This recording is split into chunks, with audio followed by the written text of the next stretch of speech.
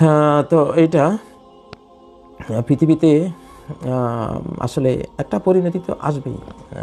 পাপাচার যখন এক সমান পাপাচারে গোটা বিশ্ব জড়িয়ে যায়, এক সমান অ্যাকশন রিয়াকশন, শাস্তি সাজা আকাশ থেকে আসে। করোনার ক্ষেত্রে তাই হয়েছে। কোন এক দেশে হয়েছে, দেখতে দেখতে দেখতে গোটা বিশ্ব। তো ওটা হলো এলাহি শাস্তির করোনা রূপ। এলাহি শাস্তির যুদ্ধরূপও একটা আছে, সেটা অলরেডি। এটা মনে করার কোনো কারণে যারা মনে করবেন তারা ভুল করছেন যে এটা এখানেই থাকবে। কোনো দিন না। বর্তমান পৃথিবীটা একটা গ্রাম, কিভাবে এখানে থাকে? আপনারাই বলেন। গোটা পৃথিবী একটা গ্রাম। গ্রামের পরে গোটা পৃথিবীকে বলা হয়েছে একটা একটা একটা বিল্ডিং, তাই না? এখন বলা হয় গোটা পৃথিবীটা একটা রুম। হ্যাঁ, রুমের এই কোনায় যুদ্ধ, ওই কোনায় যুদ্ধ। আপনি ভাববেন যে হ্যাঁ আমি ভালো আছি। পশ্চিমকালেও না, কোনোদিনও না। পৃথিবী যদি একটি রোম হয়, সেই রোমে এখন যুদ্ধ শুরু হয়ে গেছে অলরেডি। এটা বিশ্বযুদ্ধ, রোম যুদ্ধ। কক্ষ যুদ্ধ মানে কি? কক্ষ যুদ্ধ মানে পুরা কক্ষই তো যুদ্ধ।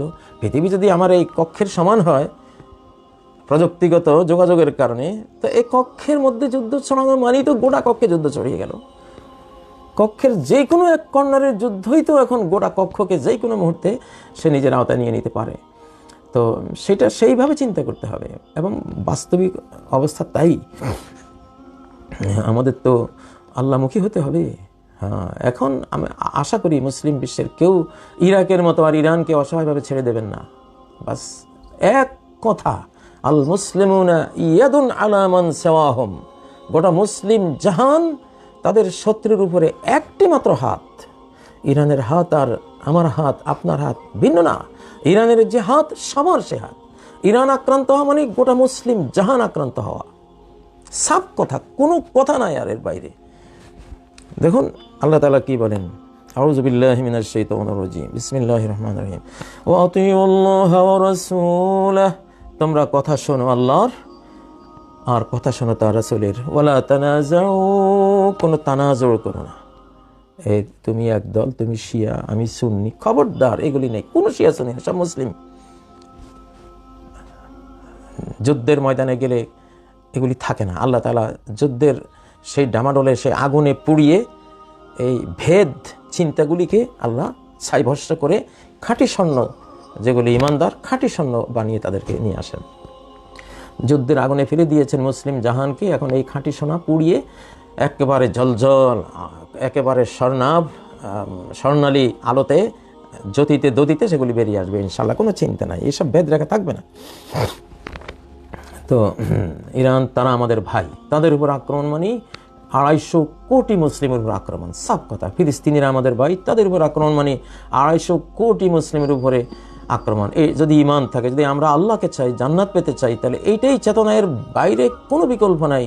মাসালুল মুমিনিনা ফি তাওয়াদ্দিহিম ওয়া তারাহুমিহিম ওয়া তাআতুফিহিম। মুসলিমরা তাদের ভালোবাসা, তাদের দয়া মায়া, তাদের ভালোবাসায় যেন কামাসালিল জাসাদিল ওয়াহিদ, একটি মাত্র দেহ, এজাস্তাকা উদবুন মিনহু, তার একটি অঙ্গ যদি রোগাক্রান্ত হয়, ইনজুর্ড হয়, হ্যাঁ, তাদা আলাহু সাইরুল জাসাদে বিসাহারে ওয়াল হুম্মা, গোটা দেহ জ্বরে আক্রান্ত হয়, বিনিদ্র রজনীতে আক্রান্ত হয়, নিদ্রা আসে না।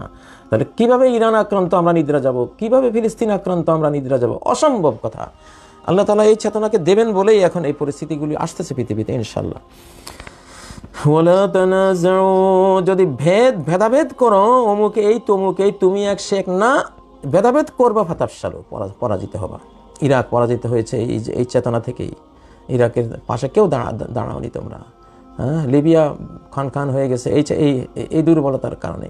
আফগানিস্তান মার খেয়েছিল এই দুর্বলতার কারণে। সবাই দুর্বলতা আমাদের সবার মধ্যে আছে। আমরা নিজের গায়ে পড়া আগ পর্যন্ত আমরা মনে করি না যে আমি আক্রান্ত হয়েছি, অথচ আমার ভাই যেদিন আক্রান্ত হয়েছে সেদিন আমি আক্রান্ত হয়েছি, এটাই। এবং বিজাতিরা এটা জানে, ইহুদি, খ্রিস্টান, অন্য জাতির সবাই জানে। আমাদের সাথে মুসলিম কোনো রাষ্ট্রকে সঙ্গী না পেলে আমরা বিজয়ী হব না, এটা গ্যারান্টি দেওয়া।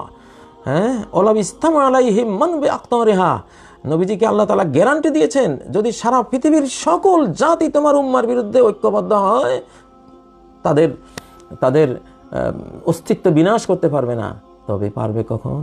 হাত্তা ইয়াসবিয়া বা'দুহুম বা'দান ওয়া ইয়াকতুলা বা'দুহুম বা'দা, যখন তোমার উম্মতেরই একাংশ আরেকাংশকে বন্দী করবে, হত্যা করবে, তখন ওরা বিজয়ী হবে।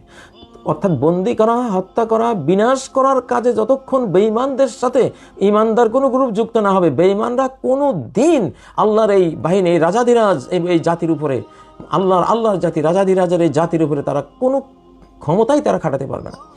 পারে তখনই যখন আমরা যুক্ত হই। কেন জর্ডান ইরানের ছোঁড়া এসব ক্ষেপণাস্ত্র বাধা দিতে গেল? কেন, কি হয়েছে? তোমরা কি মুসলিম না? কিসের ভয়?